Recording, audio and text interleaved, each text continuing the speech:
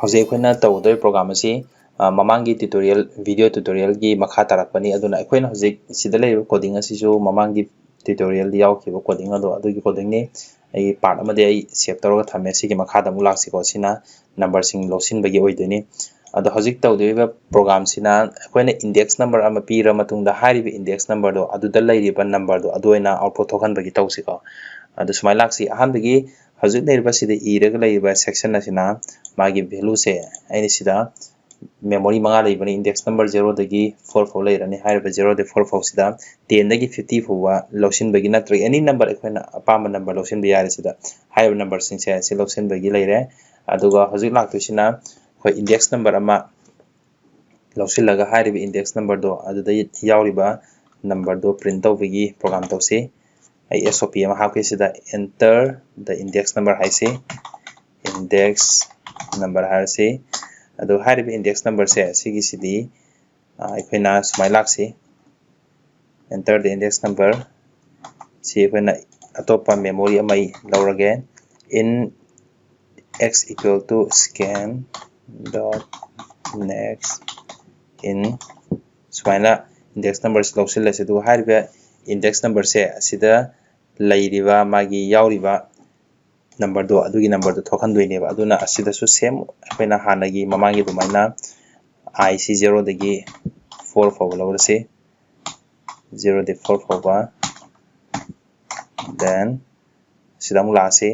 sida laktu sine akhona SOP ma thamse aduga sumai laksi number at index number plus aina sida index number se sida x ina use tawbunina sigi x generasi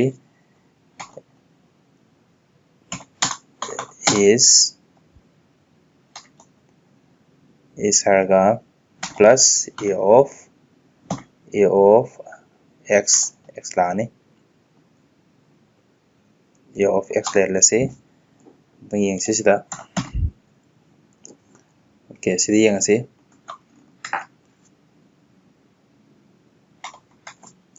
khona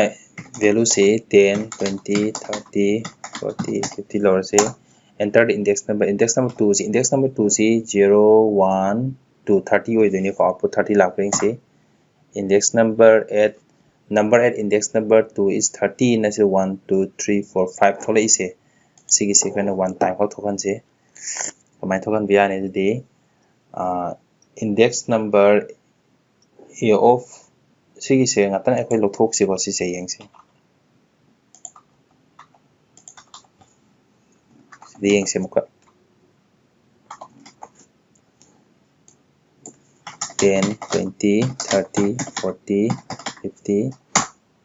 enter index number 2 okay index number at index number 2 is 30 in la ise akhone sida mamang da in for loop sina bodo mas program lan bedi natte ba dui tarsu 0 dagi 4 follow gati 5 times se mangarak si index number 2 to en thola ane ba akhona hanjin thopagi mathodi ta de na adu one type kon thokon ge ta de akhona for loop se use tawroi for loops use tawrogana hanjin punna 0 dagi 4 4 si 5 times ti mangarak ni dana haire mangarak se sigi se output tholok tene yeng se kom tang akhoi comment gi section ne se ke lothoga slash double slash lothoga ma yeng se hojiki same program ta mo run tawsi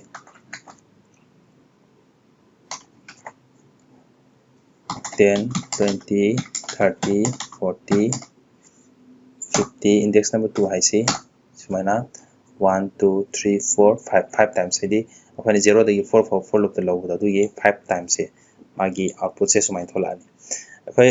area gi wena di sigi akhoi program sida loisin bi yare